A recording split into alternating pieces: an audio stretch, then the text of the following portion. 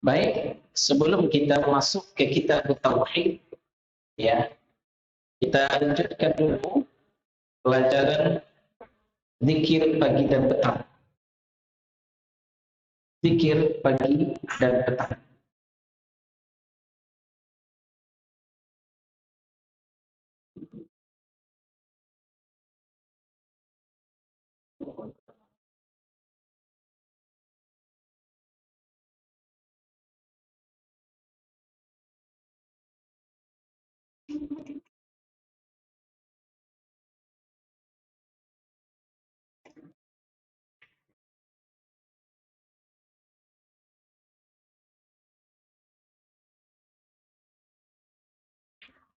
Sampai di mana kita kemarin?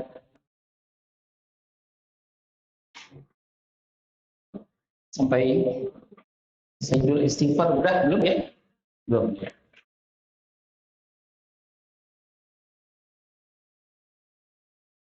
Al-Ikhlas, Al-Falaq, An-Nas sudah.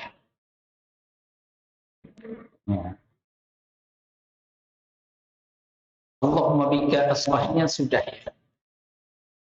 Ya. Sekarang Sayyidul Istighfar. Sayyidul Istighfar, perhatikan,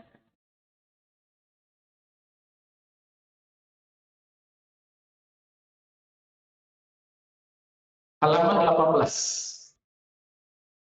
Halaman 18. Ya. Kita buka dulu. Innal hamdalillah hamdan katsiran thayyiban mubarakan fih kama yuhibbu rabbuna wa yarda. Asyhadu an la ilaha illallah wahdahu la syarika lah. Asyhadu anna Muhammadan 'abduhu wa rasuluh. Ya ayyuhalladzina amanu taqullaha haqqa tuqatih wa la tamutunna illa wa antum muslimun. Sayyidul Istighfar, Sayyid artinya raja atau penghulu, ya. Jadi rajanya istighfar. Kita mengenal istighfar itu astagfirullah. Ya, ini lebih hebat pula daripada astagfirullah. Apa bunyinya? Allahumma anta rabbi la ilaha illa anta khalaqtani wa ana 'abduka wa ana 'ala 'ahdika wa wa'dika mastata'tu a'udzu bika min syarri ma sana'tu abu'u laka bi ni'matika 'alayya wa abu'u bi dhanbi faghfir li fa innahu la yaghfiru dzunuba illa anta. Artinya, ya Allah, Engkau adalah Rabbku. Ini pengakuan yang tulus. Engkau adalah Rabbku. Tidak ada ilah yang berhak diibadahi dengan benar selain Engkau. Engkaulah yang menciptakan aku. Aku adalah hamba. Aku yakin dengan janjimu dan aku akan setia pada perjanjianku dengan semampuku. Aku berlindung kepadamu dari kejelekan yang ku perbuat. Aku mengakui nikmatmu yang diberikan kepadaku dan aku mengakui dosaku. Oleh karena itu ampunilah aku. Sesungguhnya tidak ada yang dapat mengampuni dosa kecuali Engkau. Hadis ini sahih diriwayatkan oleh Al-Bukhari. Nah, sekarang kita baca bersama, ya. Jadi kalau untuk tarbiyah zikir bersama ada apa? Untuk tarbiyah dalam proses belajar mengajar, zikir bersama mengeraskan suara enggak apa. Tapi kalau kita sudah bisa, kembali kepada pasal sendiri dengan berbisik, tidak boleh mengeraskan suara. Nah, sekarang kita belajar, boleh mengeraskan suara, boleh bersama-sama. Allahumma anta rabbi, ayo. La ilaha illa anta khalaqtani wa ana 'abduka wa ana 'ala 'ahdika wa wa'dika mastata'tu a'udzu bika min syarri ma sana'tu abu'u laka bi ni'matika 'alayya wa abu'u bi dhanbi faghfir li fa innahu la yaghfiru dzunuba illa anta. Kita ulang. Allahumma anta rabbi la ilaha illa ant khalaqtani wa ana 'abduka wa ana 'ala 'ahdika wa wa'dika mastata'tu a'udzu bika min syarri ma sana'tu abu'u laka bi ni'matika 'alayya wa abu'u bi dhanbi faghfir li fa innahu la yaghfiru dzunuba illa anta. Sekali lagi ya. Allahumma anta rabbi la ilaha illa ant khalaqtani wa ana 'abduka wa ana 'ala 'ahdika wa wa'dika mastata'tu a'udzu bika min syarri ma sana'tu abu'u laka bi ni'matika 'alayya wa abu'u bi dhanbi faghfir li fa innahu la yaghfiru dzunuba illa anta. Ya. Disebutkan dalam sebuah hadis, barang siapa yang membacanya dengan yakin saat petang hari, sore ya, setelah salat asar sebelum matahari terbenam, lalu qadarullah dia meninggal dunia pada malamnya, niscaya ia masuk surga. Kenapa? Karena dosa-dosanya sudah diampuni. Dia membaca sayyidul istighfar. Atau yang bahasa yang lebih gampang kita pahami, biangnya istighfar. Kalau minyak wangi dioles, ya paling kecilnya di dalam masjid. Tapi kalau biangnya yang kita oles, mau sampai ke sono kecil. Nah, ini biang. Nah, jadi ternyata istighfar, biangnya sayyidul istighfar, itu biangnya istighfar. Jadi kalau kita baca sore hari sebelum matahari terbenam, kita meninggal malamnya masuk surga, kata Nabi Sallallahu Alaihi Wasallam. Demikian pula yang berlaku kalau seseorang berada di pagi, dia membacanya setelah sholat subuh sebelum matahari terbit. Siang itu dia meninggal, maka dia masuk surga.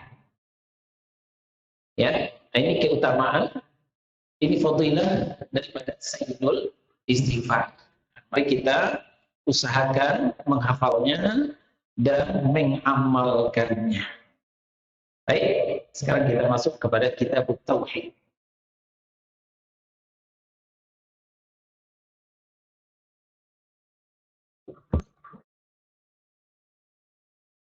Kita masih di syarat syahadat la ilaha illallah. Ya. Syarat syahadat la ilaha illallah.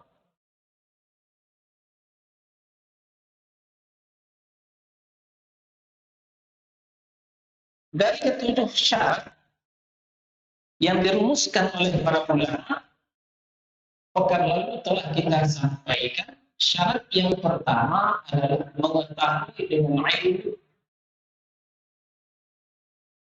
Dalilnya, fa'lam annahu la ilaha illallah.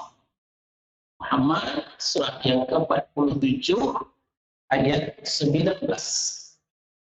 Kemudian hadis dari Utsman ibn Affan diriwayatkan oleh Muslim, man mata bahwa yang la ilaha illallah, barang siapa yang meninggal lalu dia mengetahui tentang la ilaha illallah, dakhalal jannah.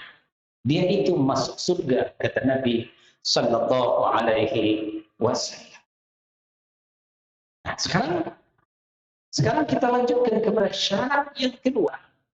Syarat yang kedua yaitu yakin. Ya.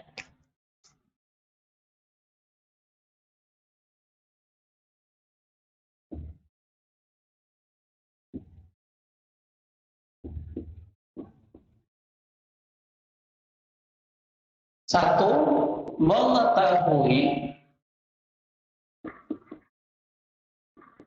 dengan ilmu. Yang kedua sekarang dengan ilmu yakin.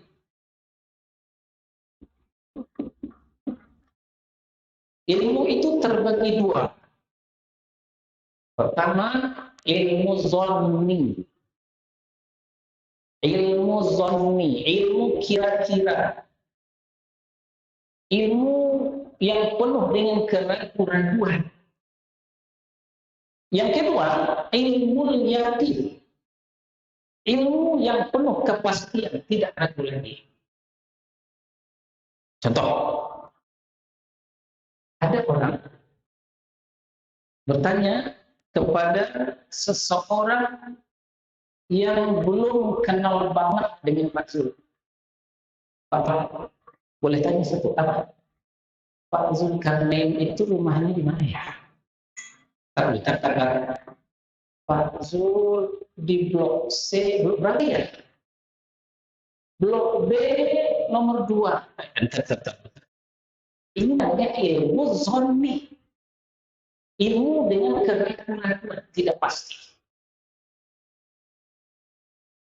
Beda dengan orang yang warga geraha tersebut besar. Memang warganya. Rumah Pak mana ya? Rumah Pak blok B nomor 13. Benar ya? Jawabannya singkat pada benar. Ini namanya ilmu ya. Nah, begitu pun ilmu tentang la ilaha illallah tidak boleh ilmu kira-kira. Tidak boleh ilmu saya pikir, saya kira, saya tidak salah. Itu tidak bisa. Tapi ilmu tentang la ilaha illallah adalah ilmu pasti. Full, penuh dengan keyakinan dan kosong daripada keraguan. Paham sampai sini? Lalu ayat dalil. Dalilnya mana? Al-Hujurat ayat 15. Al-Hujurat surah yang ke-49.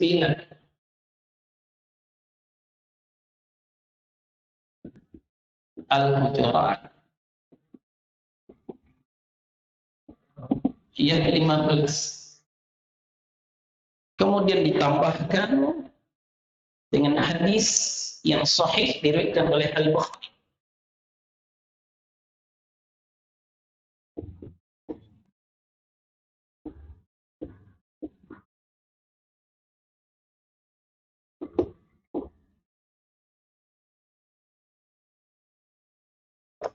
Kita ke Al-Hujurat, yang tidak pegang kitab boleh buka mushaf.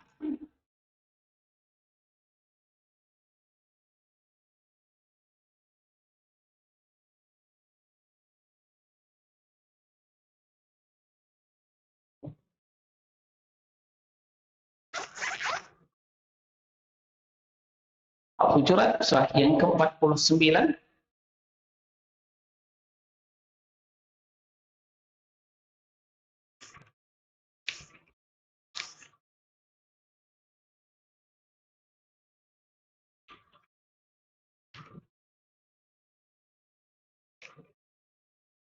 Ya. Apa kata Allah? Innamal mu'minun. Ya. Ketemu? Innamal mu'minun alladzina amanu billahi wa rasulih Tsumma lam yartahu. Ayat ini diawali dengan innama. Ini untuk pengkhususan. Pengkhususan. Ya. Sesungguhnya orang-orang yang beriman itu hanyalah orang-orang yang beriman kepada Allah dan Rasul-Nya, malam yartahu. Kemudian dia tidak ragu lagi. Kalau tidak ragu berarti dia yakin. Itu orang beriman. Mafhum khalafahnya, kepengertian sebaliknya, betapapun dia mengatakan beriman kepada Allah dan Rasul, tapi dia masih ragu, maka itu bukanlah orang yang beriman. Itu contoh. Jamaah al-jannah itu hanya ketika kajian sudah dimulai, mereka sudah masuk ke dalam masjid. Yang berkeliaran di jalan raya, masihkah jamaah al-jannah? Bukan.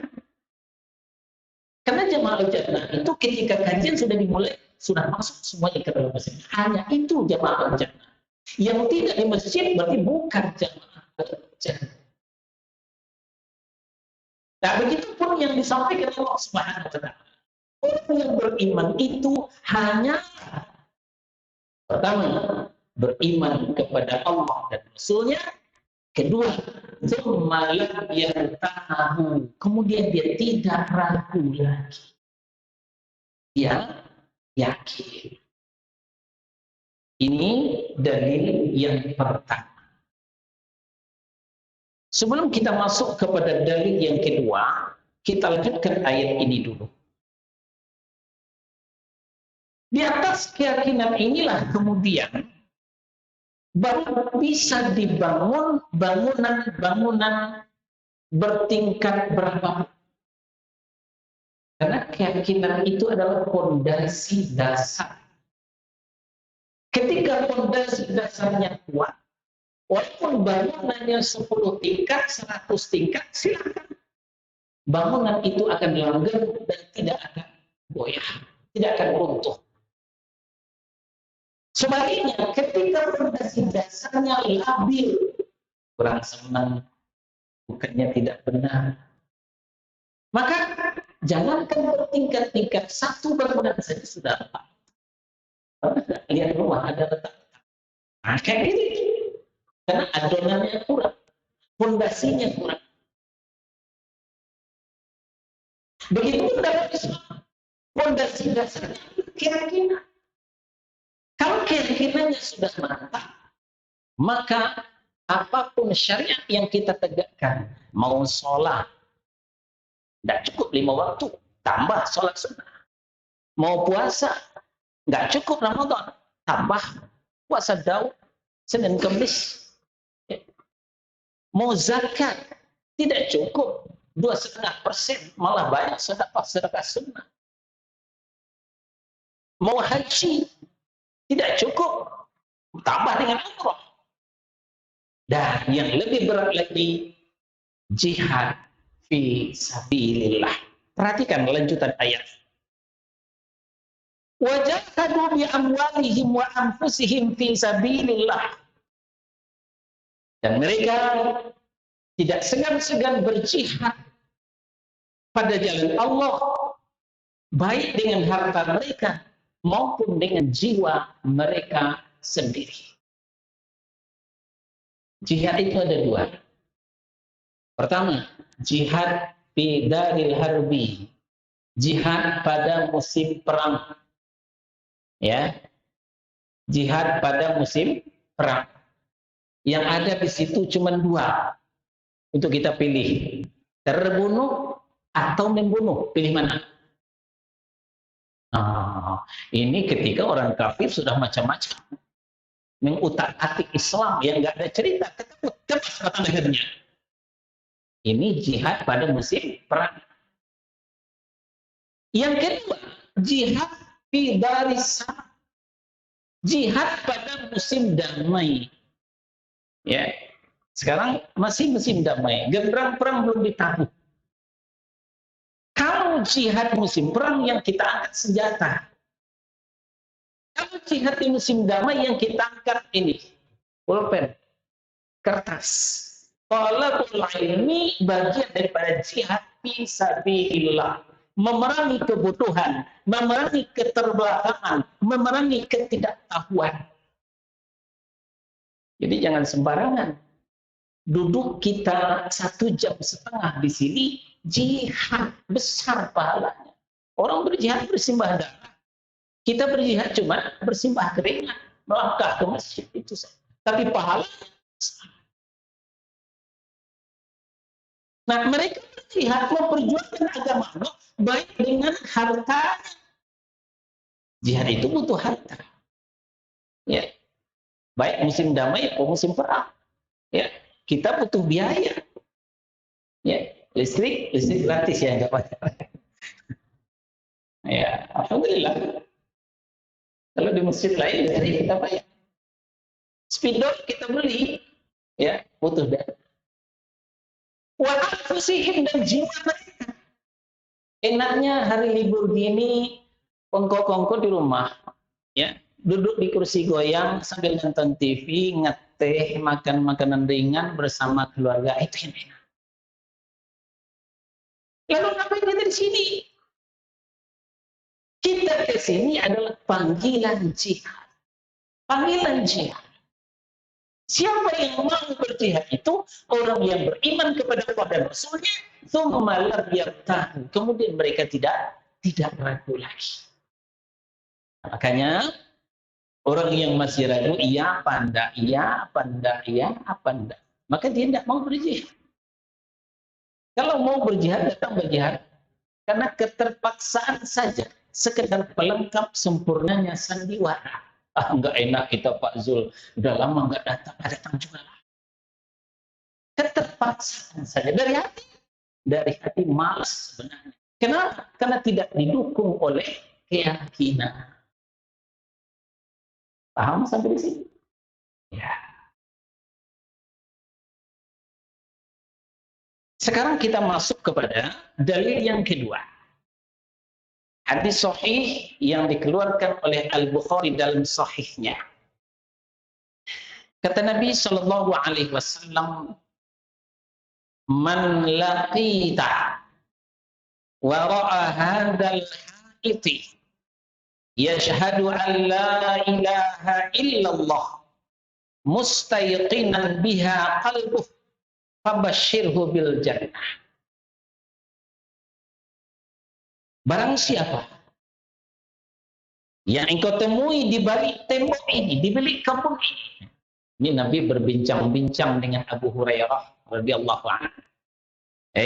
Abu Hurairah, siapa saja yang kau temui di balik tembok ini, di balik kebun ini, yang bersaksi bahwa tidak ada ilah yang berhak disembah dengan benar selain Allah, dengan hati yang meyakininya, mustaiqinan biha qalbuh, dengan hati yang yakin, maka fabashshirhu bil jannah, berikan berita gembira kepadanya dengan surga, kata Nabi.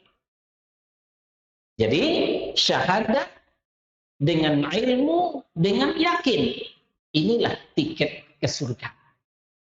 Sebaliknya, walaupun kita bersyahadat, bertahlil, tapi tidak yakin, maka jangan mimpi untuk masuk surga. Jangan berharap untuk masuk surga. Sampai di sini. Ternyata kemudian keyakinan ini kalau kita pupuk maka akan tumbuh berkembang. Ya. Kayak kembang aja. Nah, ini kalau mak-mak sekarang lagi kembang mania. Mak-mak kita di Geraha lagi kembang mania. Jadi dipupuk, disirami supaya tumbuh subur, kan begitu. Begitu juga yakin. Yakin yang kita pupuk, kita sirami juga akan tumbuh subur. Maka para ulama kemudian menjelaskan keyakinan itu ternyata bertingkat-tingkat. Ya, bertingkat-tingkat.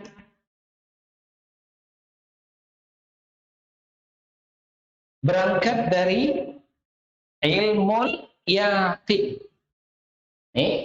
Yang kedua, ilmu yakin.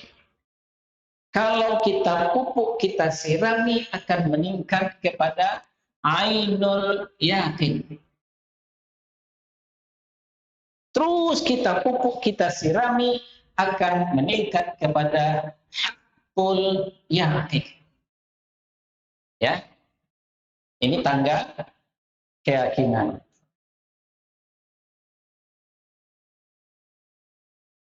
Contoh, kita baca di WA. Apa isinya? Yang di-share oleh Pak Aris. Sabtu jam 9 pagi. Ya. Ada kajian tauhid Syekh Fauzan. Terus ada lagi zikir pagi dan petang. Informasi, berita. Itu namanya ilmul yakin. Sebatas berita baru sebatas ilmu. Ya. Lalu kita penasaran, benar nggak ya? Benar nggak ya? Benar nggak ya? Kita melangkah ke Al-Jannah. Rupanya ya, Pak Adis, Pak Reza sudah siap-siap memasang kamera. Wah, ini nggak sembarangan ini. Ternyata pengajian kita canggih. Juga jamaah sudah datang satu. Dilihat oleh mata kepala, meningkat menjadi ainul yakin. Bertambah kadar keyakinan kita. Nggak pikir panjang, langsung ngambil wudhu, langsung tahiyatul masjid, langsung duduk. Sebentar kemudian memang dimulai kajian. Ya, didengarkan dengan kepala, dilihat dengan mata, dan langsung kita paham dengan hati. Naik lagi menjadi hakul yakin. Nah, inilah keyakinan yang paling berkualitas, berangkat daripada ilmu yakin, naik kepada ainul yakin, dan berakhir kepada hakul yakin. Begitupun dalam Islam. Kita membaca dalam Ali Imran, surah yang ketiga, ayat 31 umpamanya. Apa kata Allah? Qul in kuntum tuhibbunallah fattabi'uni yuhibbukumullah wa yaghfir lakum dzunubakum wallahu ghafurur rahim. Siapa yang udah ketemu? Belum ya? Ikhwan, siapa yang ketemu? Sudah? Ya, tolong terjemah. Ya. Ali Imran ayat 31. Ya.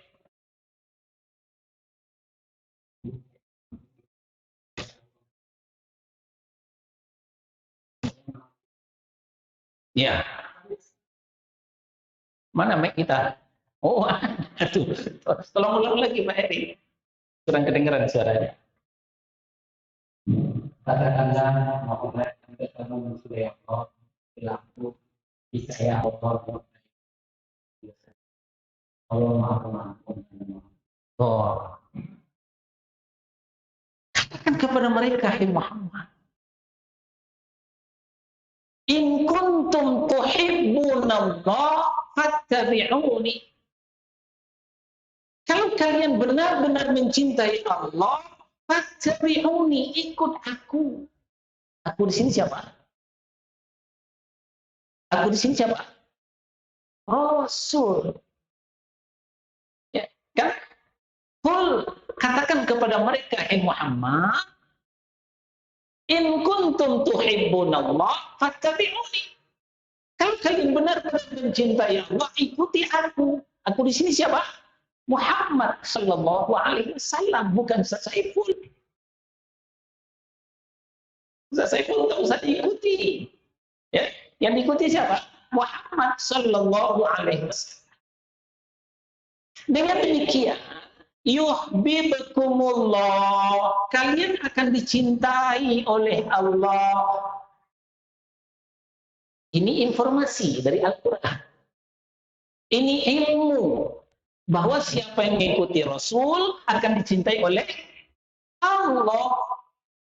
Ittiba'us sunnah, ittiba'ur Rasul. Siapa yang komitmen mengikuti Rasul, konsisten mengikuti sunnah, maka dia akan dicintai oleh Allah. Ini informasi dari Al-Quran. Ini ilmu. Baru tingkat bawah, ilmu yakin. Lalu mulailah kita melihat ke kanan, melihat ke kiri, ke depan, ke belakang. Iya ya, ternyata teman-teman kita yang sudah hijrah, yang sudah ikut sunnah, hidupnya enak. Walaupun secara finansial dia itu belum kaya, tapi hidupnya tenang, 5 waktu dia ke masjid, masih ikut talabul ilmi, rajin ngaji, wajahnya cerah, tidak kusut masai. Kenapa? Dia dicintai oleh Allah. Dia diberi rahmat oleh Allah Subhanahu wa ta'ala. Dengan menyaksikan ke kanan ke kiri, kita lihat pula yang masih jauh dari sunnah. Malah kalau ada yang sunnah diolok-olok itu Wahabi. Ya, ada yang jenggotan. Jenggotan begitu sunnah kan?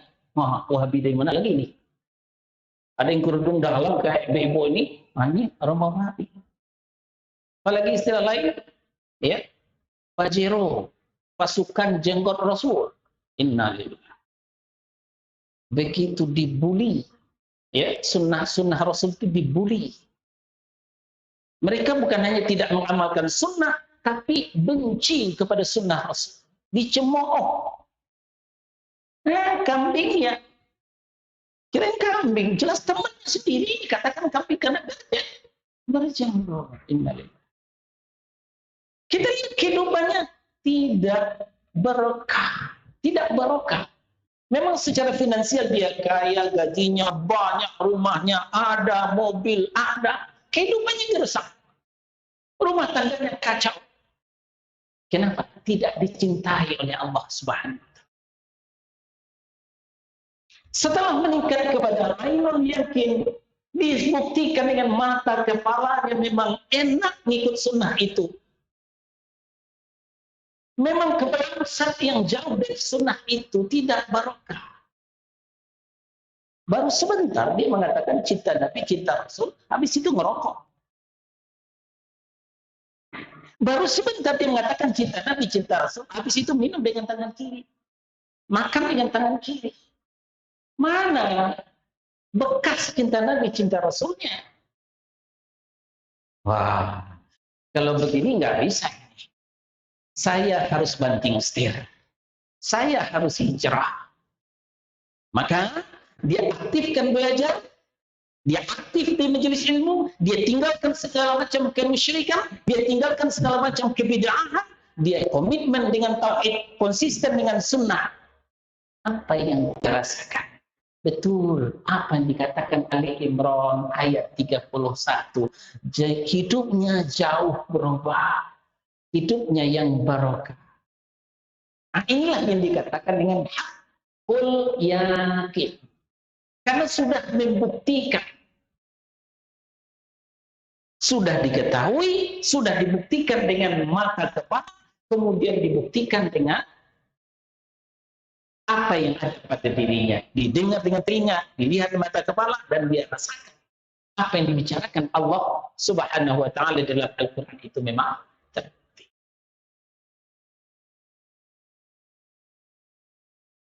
Apalagi? Kembali ke Muhammad, surah yang ke-47, ayat 7. Ya ayyuhalladzina amanu, In tansurullah yansurkum wa yuthabbit aqdamakum. Hai orang yang beriman, jika kamu mau menolong agama Allah, Allah akan menolong dan Allah akan menetapkan pendirianmu. Ini teori. Ini berita. Ini ilmu yang didapat dari Al-Quran.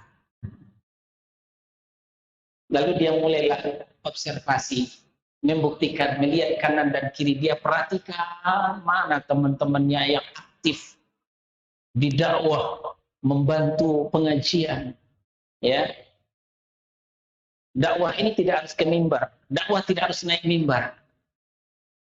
Tapi memberikan fasilitas, memberikan dukungan, memberikan peluang. Termasuk kalau pemerintah memberikan izin, bukan mempersulit. Itu sudah adil untuk dakwah. Maka yang surkum, kamu akan ditolong oleh Allah. Memang nampak lapang kehidupan orang yang membantu dakwah itu. Wa yuthabbit aqdamakum, dan Allah menetapkan pendirian. Dia tidak mencela-mencela. Dia memang istiqamah di atas yang hak. Nah, maka meningkatlah dia kepada ainul yakin setelah dibuktikan dengan mata kepalanya. Baru kemudian dia banting setir, ya, dia hijrah, dia ikut aktif dalam pelaksanaan dakwah. Apapun yang bisa dilakukannya, dia lakukan. Dia punya harta, dia sumbangkan hartanya. Dia punya tenaga, dia sumbangkan tenaganya. Dia punya pemikiran, dia sumbangkan pemikirannya. Demi kemajuan dakwah. Bukan mempersulit dakwah. Bukan nangkap-nangkapin orang yang berdakwah. Nah, maka dia membuktikan sendiri memang banyak pertolongan-pertolongan Allah yang dia dapatkan. Maka meningkatlah dia kepada hakul. Nah, inilah syarat la ilaha illallah yang kedua. Setelah yang pertama kemarin mengetahui dengan ilmu, kemudian yang kedua hari ini adalah ilmul yakin. Mudah-mudahan ya, semakin kita ngaji, semakin yakinlah kita dengan la ilaha illallah, tidak ada keraguan lagi, dan semakin ya sempurnalah tauhid kita. Baik Bapak dan Ibu, insyaallah pekan depan akan kita lanjutkan kepada syarat yang ketiga. Kita pertajam dulu materi kita ini melalui interaktif soal jawab. Silakan Bapak Ibu yang mau bertanya seputar yakin.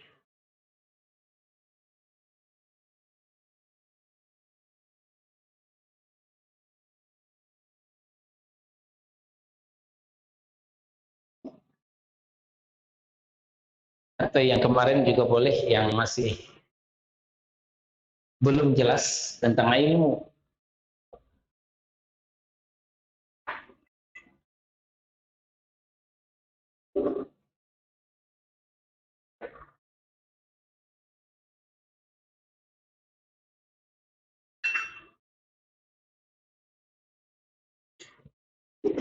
Udah paham semua? Ya.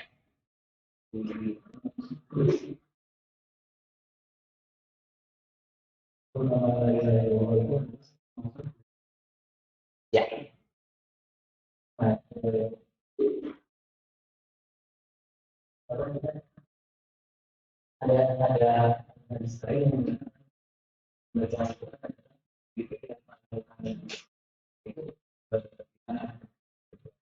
Ya. Sepertinya bertolak belakang. Sebenarnya bukan bertolak belakang.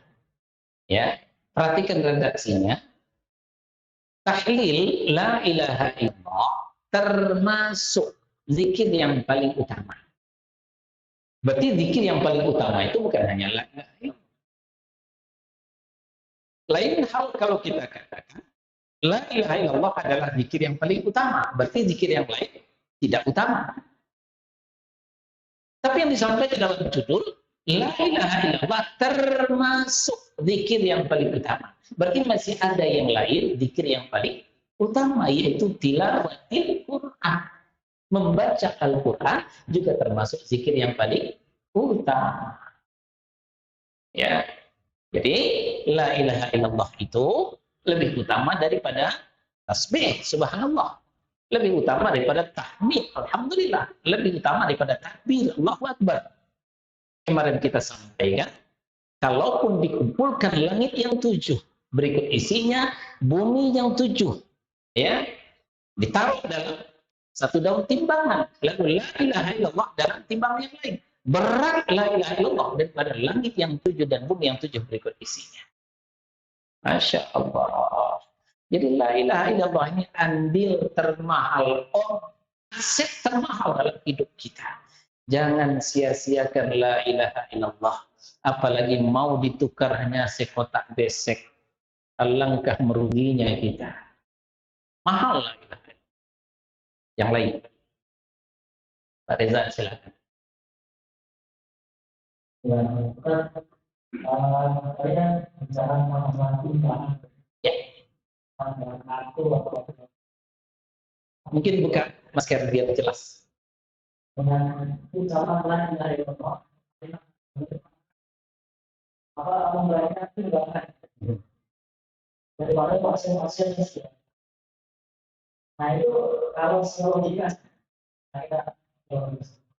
orang yang bermaksud itu, dia itu bisa dikatakan banyak itu dapat masih dia itu pas apa, tapi itu apa dalam itu gimana ya saya jadi bisa. Ya. Baik, itu aja ya. Nah, hadis yang kedua yang kita sampaikan kemarin. 99 catatan dosa. Masih ingat hadisnya kemarin? 99 lembar catatan dosa. Yang satu lembarnya seluas mata memandang. Lalu dikumpulkan dalam daun timbangan. Lalu ditimbang dalam timbangan lain ditaruh la ilaha illallah. Masih berat la ilaha illallah. Nah, ini yang mengganjal beliau. Dosa sebanyak itu masa sih, ya, masih jumlah dengan la ilaha illallah. Maksudnya dosa itu bukan al-kabair, ya. Dosanya bukan al-kabair, bukan dosa besar, tapi dosa-dosa kecil. Kalau al-kabair dosa besar, paling syirik, mempersekutukan Allah, berarti akan merusak bitaqah, ya. Kan la ilaha illallah itu tertulis dalam bitaqah, dalam selembar kartu, dalam selembar kertas. Kemarin kita ceritakan bitaqahnya itu jangankan gores, jangankan sobek, gores pun tidak, masih kencrong, masih orisinil, masih baru. Apa maksudnya? La ilaha illallah itu belum terkontaminasi dengan syirik, tahayul, khurafat, keyakinan nenek moyang yang tidak berdasar.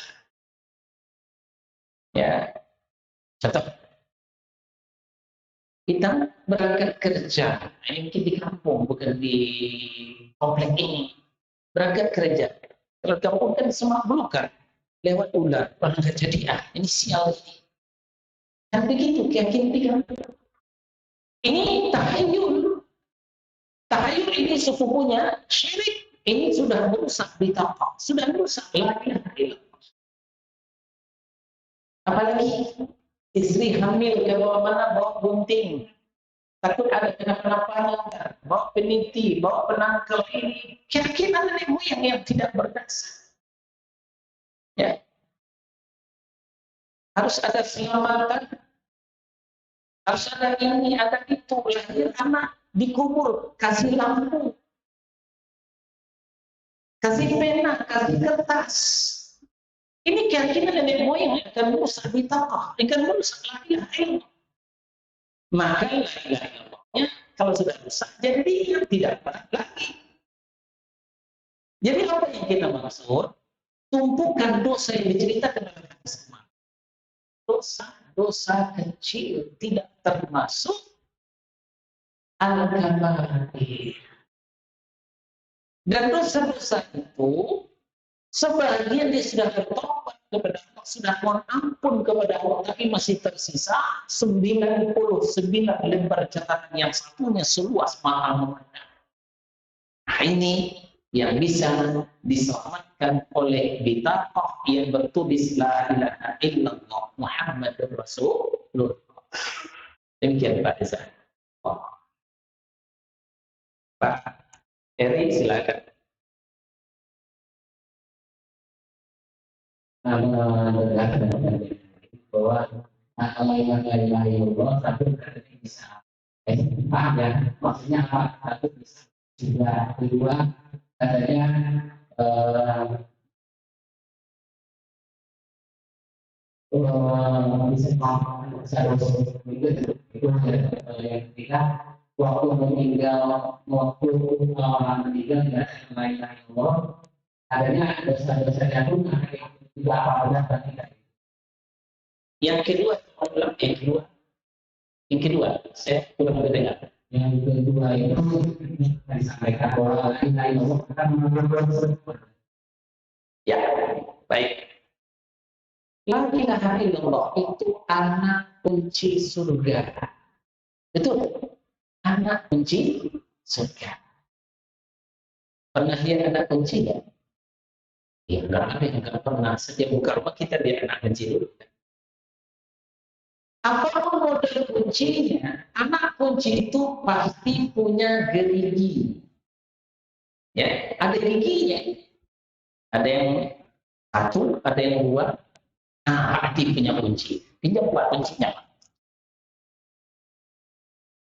Nah, ini kunci. Ini pembuka mobil, ya Pak ya. Pembuka mobil ya, bukan pembuka sunda. Pembuka motor, Insya Allah. Perhatikan, ini ada gerigi, betul? Nampak kelihatan? Atau dia kunci sendiri-sendiri. Nah, ini juga kunci, semuanya pakai gerigi. Kunci ini bisa digunakan sepanjang geriginya ini masih utuh. Begitu patah satu, maka kunci tidak akan bisa digunakan. Bisa masuk, diputar tidak bisa. Bisa masuk, membuka tidak bisa. Untuk la ilaha illallah sebagai kunci surga, yang geriginya ini adalah syarat-syarat. Nah, ini geriginya 7. Ya. Syarat itu yang menjadikan gerigi 7. Maka ketika kurang salah satu, la ilaha illallahnya tidak bisa digunakan untuk membuka surga. Ini pentingnya kita belajar. Nanti kita bisa introspeksi. La ilaha illallah di saya masih lengkap geriginya ya. Tentu syarat. Sudahkah berdasarkan ilmu kita la ilaha illallah? Sudah teryakin? Nah, berbuat. Masih ada gimana? Nah, ini yang pertama. Kemudian yang kedua, la ilaha illallah itu menggugurkan dosa. Betul. Hadisnya sudah kita bacakan kemarin. Ya. Barang siapa membaca setiap selesai sholat cukup 1 kali. Dosanya banyak. La ilaha illallah wahdahu la syarika lah lahul mulku wa lahul hamdu wa huwa ala kulli syai'in qadir. Dihapuskan dosanya walaupun sebanyak buih di lautan. Satu hadis. Hadis yang kedua, barang siapa membaca 10 kali setelah maghrib, 10 kali setelah subuh, la ilaha illallah wahdahu la syarika lah lahul mulku wa lahul hamdu, ada tambahannya yuhyi wa yumit wa huwa ala kulli syai'in qadir, maka diberikan kepadanya 10 kali derajatnya diangkat, 10 dosanya dihapus, dan 10 kebaikan diberikan kepadanya. Nah, jadi benar sekali la ilaha illallah itu penghapus dosa. Tapi ada ujungnya. wahdahu la syarika lahu lahul mulku wa lahul hamdu wa yuhyi wa yumiit, atau tidak pakai yuhyi wa yumiit, silakan. Ya. Wa huwa ala kulli syai'in qadir. Nah, tapi itu tadi membacanya dengan berbisik, dunal jahri, tanpa mengeraskan suara. Cukup telinga kita saja yang dengar. Telinga orang tidak usah terganggu dengan bacaan la ilaha. Yang ketiga saya lupa apa ini.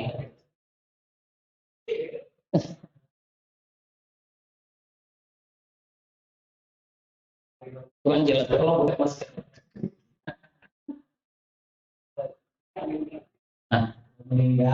Oh, betul. La ilaha illallah ini saking pentingnya, maka kita disuruh mengajarkan kepada orang yang akan meninggal. Dalam hadis Mu'adz bin Jabal radhiyallahu anhu, Nabi berpesan, "Laqinu mautaka la ilaha illallah." Ajarkan orang yang akan mati di antara kamu la ilaha illallah. Nah, ini kadang-kadang sebagian kaum muslimin salah pasal. Dia memahami laqinu mautaka la ilaha illallah. Ajarkan orang yang sudah mati la ilaha illallah. Lalu dia pergi mentalkin ke atas kuburan, yang nggak perlu lagi. Ya sudah mati, tinggal doain aja. Jadi talqin itu maksudnya mengajarkan la ilaha illallah kepadanya. Perjuangan yang paling berat ketika sakaratul maut, detik-detik nyawanya akan dicabut oleh malaikat maut, maka syaitan, iblis dengan anak buahnya syaitan itu bekerja sama untuk membuat lupa. Ya, lupa, selupa-lupanya la ilaha illallah. Jangankan mengucapkan, lupa dengan la ilaha. Jadi bahaya. Maka kalau tadi saudara kita, ibu kita, bapak kita, suami kita, istri kita yang sudah sekarat tidak mungkin rasanya lagi, jangan ditinggal, kasihan kita. Bila perlu aplusan menunggu piket, ngapain situ ngobrol, bukan, tapi membisikkan ke telinganya la ilaha illallah. Ucapkan Pak ya, ucapkan Ibu ya, la ilaha illallah. Dibisikkan sekencang-kencang dan sering-sering, ya. La ilaha illallah. Bergerak lidahnya, udah selesai. Berarti dia sudah mengucapkan, sudah sesuai dengan apa yang dikatakan Nabi, man kana akhiru kalamihi la ilaha illallah, dia salat. Barang siapa yang ucapannya la ilaha illallah, maka dia akan masuk surga, kata Nabi. Walaupun bacanya tidak sudah. Nah, maka ada lagi syubhat, ya. Kalau la ilaha illallah itu kan kepanjangan. Kan dia baca la ilaha, mati. Berarti tidak ada Tuhan. Ateis dong, Ustaz. Kita percaya sajalah yang diajarkan Nabi. Wa khairal hadi hadi Muhammad sallallahu alaihi wasallam. Sebaik-baik petunjuk adalah petunjuknya Nabi Muhammad sallallahu alaihi wasallam. Tidak usah dibantah, tidak usah didebat. Rasulullah lebih tahu daripada kita. Nah, ini kan kadang-kadang sebagian kaum muslimin ini sok-sok tahu. Ya. Nabi menyuruh mengajarkan laqinu mautakum la ilaha illallah. Nah, dia apa yang diajarkan? Allah, Allah, Allah. Kok Allah, Allah, Pak? Ya, la ilaha illallah kepanjangan. Allah, Allah saja. Nah, ini merasa lebih pintar dari Rasulullah. Sama juga dengan Nabi mengatakan kullu bid'atin dhalalah. Setiap bid'ah itu sesat, kata Nabi. Beliau mengatakan, oh tidak Ustaz, bid'ah itu ada dua, ada bid'ah dhalalah, ada bid'ah hasanah. Ini merasa lebih pintar dari Nabi sallallahu alaihi wasallam. Jadi betul sekali Pak Heri bahwa la ilaha illallah itu juga disuruh Nabi untuk mentalkinkan calon jenazah. Bukan mentalkinkan jenazah, tapi mentalkinkan calon jenazah, orang yang akan. Yang lain silakan. Ya. Buka masker biar jelas suaranya.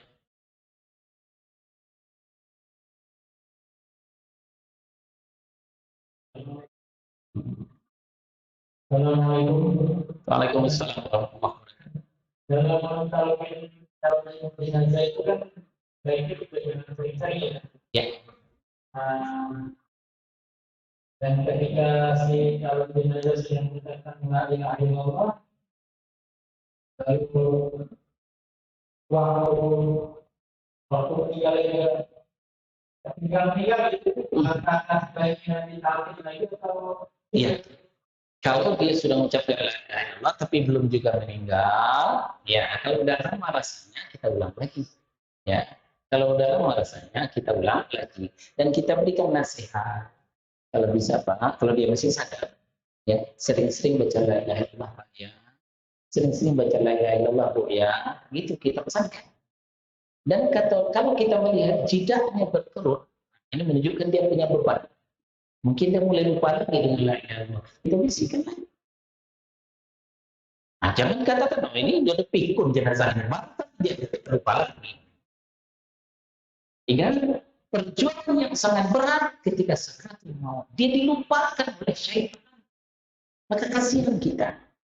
Nah, kalau mau kasih dengannya, ya jangan bosan mengajarkan. La ilaha. Demikian.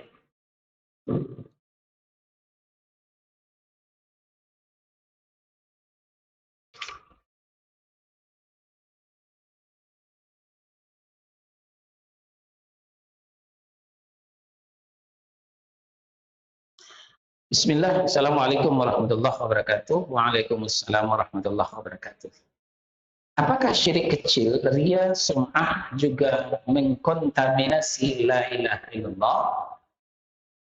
Ya, mempengaruhi iya, tapi merusak total tidak. Ya. Nah ini maka dibedakan oleh para ulama, syirkun akbar, syirkun asghar. Syirik besar itu akan menghancurkan la ilaha illallah. Tapi syirkun asghar, syirik kecil, kalau saya ibaratkan ya kartu tadi, ya kartu bithaqah. Kalau syirik besar akan menyobek, la ilaha illallah. Tapi kalau syirik kecil hanya sekedar menggores, tergores. Tapi kalau sering tergores gimana? Lama-lama sampai juga. Sesuai dengan katakan Pak Aris, dosa-dosa kecil lama-lama jadi dosa. Nah kan dosa itu jangan dibiarkan besar. Ya. Maka sering bertobat, sering istighfar. Berapa kali? Minimal 100 kali. Dalam zikir pagi dan petang.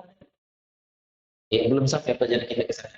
Astaghfirullah wa atubu ilaih. Astaghfirullah wa atubu ilaih. Astaghfirullah wa atubu ilaih. Jangan kurang 100 kali dalam sehari semalam.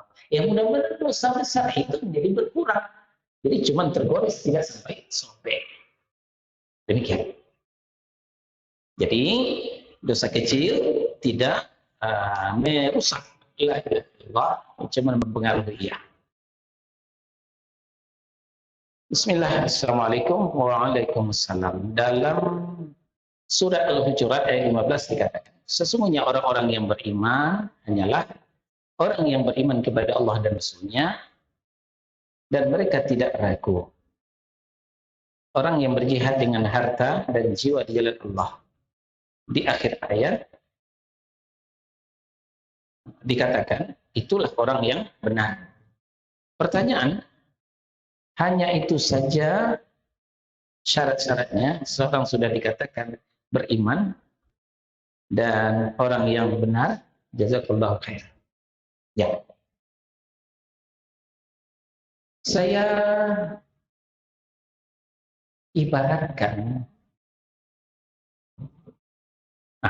pernah lihat orang dagang rambutan. Ya, ini belum musim ya. Sebentar lagi musim rambutan insya Allah. Rambutan itu ada yang dijual kiloan, ada yang dijual pakai tangkai. Ya, kebayang ya? Satu renceng, ya. Sekian. 3 renceng sekian. Nah, kalau rambutan itu yang kiloan sudah terlepas dari tangkainya. Maka kalau kita mau ngambil rambutan agak 5 apalagi sampai 10 repot kan? Harus simpulkan itu. Beda dengan rambutan yang pakai renceng, yang pakai tangkai, cukup ambil tangkainya saja, ya. Tangkai saja udah terbawa itu banyak. Nah, demikian juga dengan iman. Kalau iman disebut satu-satu, beriman kepada Allah, beriman kepada malaikat, beriman kepada kitab, beriman kepada Rasul, beriman kepada hari akhirat, beriman kepada qadar baik dan buruk. Nah, ya, ini sudah terlepas dari rangkaian. Tapi rukun iman ini ternyata yang satu, yaitu Allah. Ya. Ini disebut dalam Al-Hujurat ayat 15. Ya. Orang yang beriman dengan Allah dan Rasulnya. Karena inilah tampuknya, ya. Punya tampuk bisa dijinjing, punya tali bisa ditarik. Rukun iman yang 6 itu tampuknya adalah beriman kepada Allah dan Rasul. Beriman kepada Allah adalah isi dari syahadat yang pertama, syahadat la ilaha illallah. Beriman kepada Rasul ini adalah isi daripada syahadat yang kedua, wa asyhadu anna Muhammadar Rasulullah. Nah, dari Allah dan Rasul inilah sudah terbawa beriman kepada malaikat, beriman kepada hari akhirat, beriman kepada qadar baik dan buruk. Kenapa? Semua itu diterangkan Allah dalam Al-Quran, disampaikan Nabi dalam hadis yang sahih. Jadi tidak benar beriman kepada Allah dan Rasul kalau tidak beriman kepada rukun iman yang lain. Jadi bukan ini saja, masih ada tambahnya yang tersirat, ya, itu dalam hadis yang lain. Allahu a'lam. Ada lagi? Ya, silakan Pak Ridwan.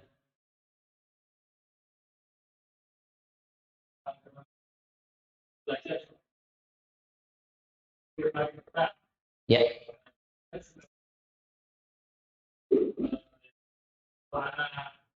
Juga kalau berubah diganti wahana juga. Ya, ya. Penggantian domir, ya, ini pernah kita dengar ketika doa untuk jenazah. Allahumma ighfir lahu warhamhu wa'afihi wa'fu anhu. Kalau jenazahnya pria. Kalau jenazahnya wanita diganti dengan Allahumma ighfir laha warhamha wa'afiha wa'fu anha. Tapi saya belum temukan hadis yang menyuruh mengganti-ganti ini.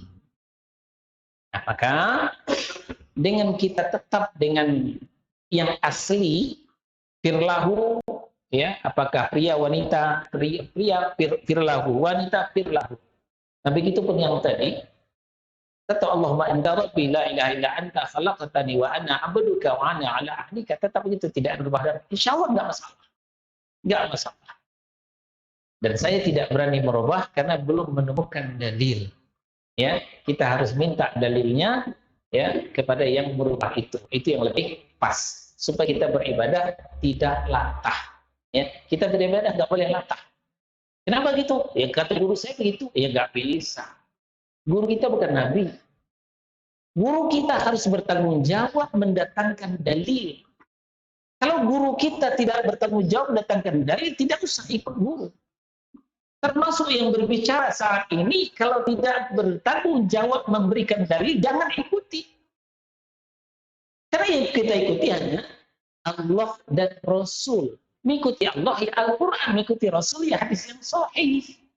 Maka mengikuti guru boleh sepanjang bisa menunjukkan Al-Quran, menunjukkan hadisnya. Demikian Pak, wallahu a'lam. Ya, saya kira cukup. Subhanakallahumma wa bihamdika asyhadu an la ilaha illa anta astaghfiruka wa atubu ilaik.